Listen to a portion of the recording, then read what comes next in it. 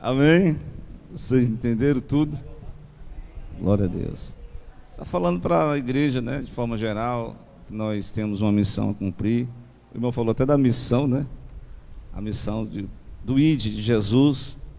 E certamente nós somos incomodados por Deus para a responsabilidade de ir e falar do amor de Deus. Quando nós olhamos para Nínive, né? Nínive, capital da Assíria, percebemos que a cidade de Nínive é um retrato falado do mundo atual. É o mundo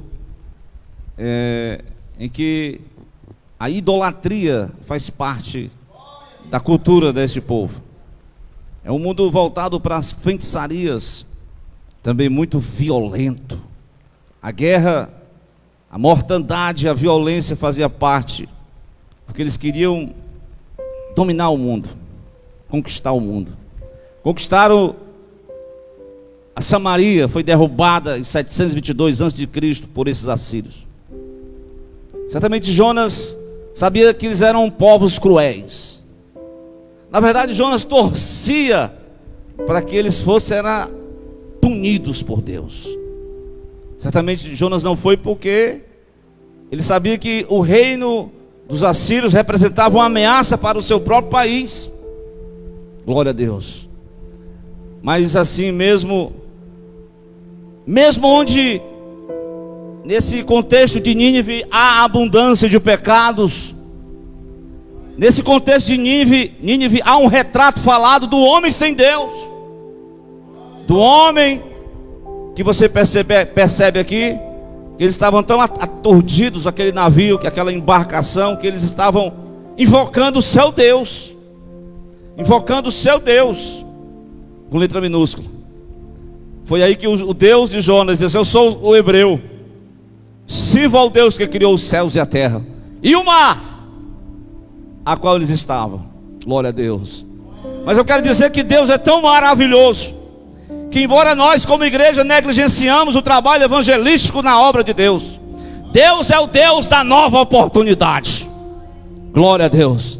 Jonas desceu ao porão, melhor dizendo, Jonas desceu a Jope, Jonas desceu, aleluia, aquele porto, aquela embarcação. Jonas desceu ao navio, Jonas desceu ao porão, Jonas desceu ao mar, Jonas desceu ao grande peixe.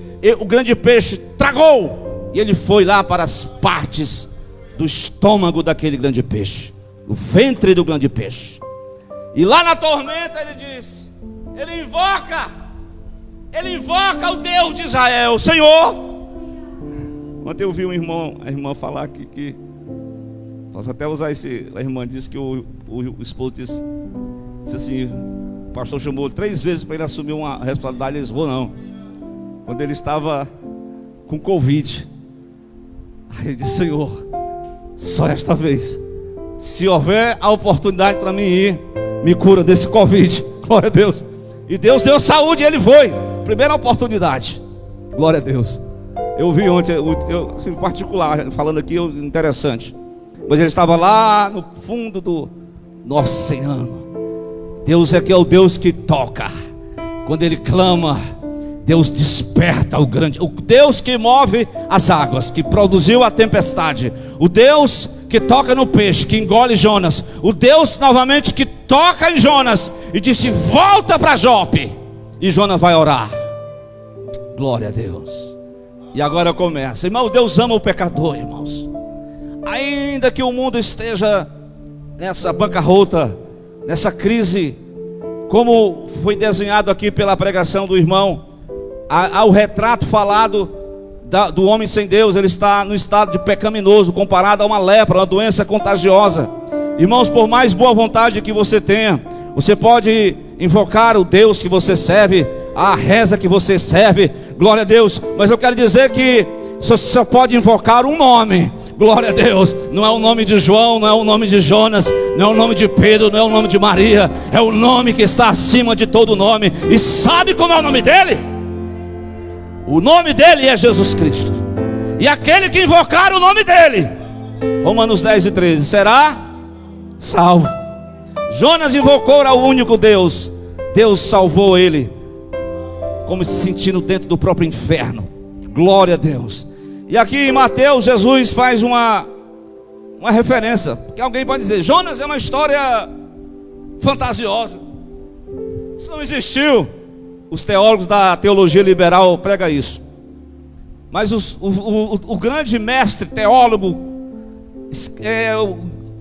a própria palavra de Deus, o próprio verbo divino, ele afirma em Mateus 12, quando os fariseus foram indagar sobre um milagre: Senhor, quero ver um milagre, porque tem gente que só crê se vê um milagre. Glória a Deus. E Jesus foi muito, ele não queria atrair as pessoas por interesse. Ninguém serve a Deus por interesse, irmãos. Você veja que aquele Jesus cura as pessoas, ele não dá nem, as pessoas voltam, nem agradece, mas só um voltou para agradecer. Glória a Deus. Mas no capítulo 12 de Mateus diz que uma geração mau e adúltera pede um sinal, porém não será dado nenhum sinal senão o do profeta Jonas. Porque como Jonas esteve quantos dias no ventre do grande peixe? 3 dias e 3 noites. Irmão, escapou por um milagre. Glória a Deus. Porque quando Deus quer, você pode estar lá no abismo, Deus vai arrancar você de lá. Glória a Deus. Você pode subir, você pode fugir, mas eu quero dizer que Deus está te vendo. Ele marcou um encontro contigo nessa noite. Ele quer falar contigo. Ele já tem falado com você. Hoje é a noite de reconciliação. Hoje é a noite que você vai invocar o nome dele, de Jesus Cristo. Glória a Deus.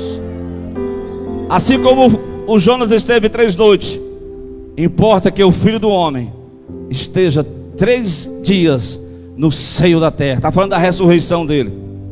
E os ninivitas, interessante, viu, irmãos? Ninguém dava nada pelos ninivitas, nem o próprio Jonas.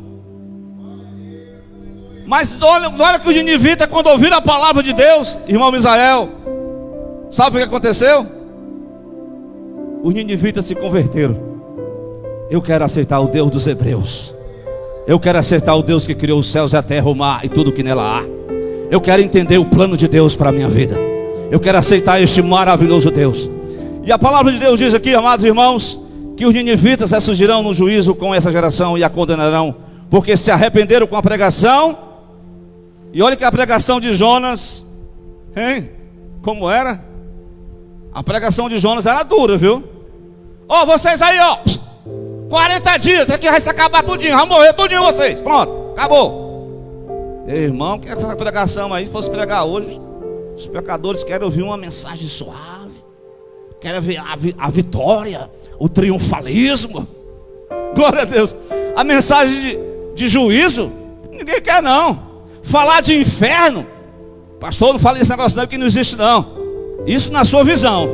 Mas o homem que falou mais de um inferno foi o próprio Cristo. Glória a Deus. Como escapareis da condenação do inferno? Mateus 23.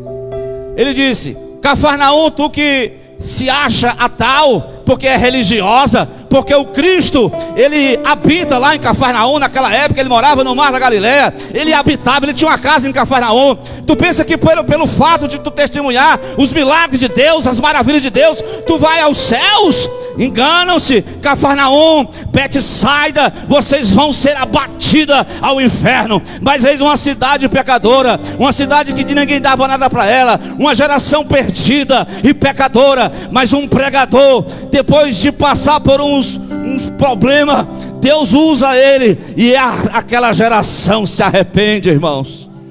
Glória a Deus. O Rubens hoje falou sobre o juízo postergado, né?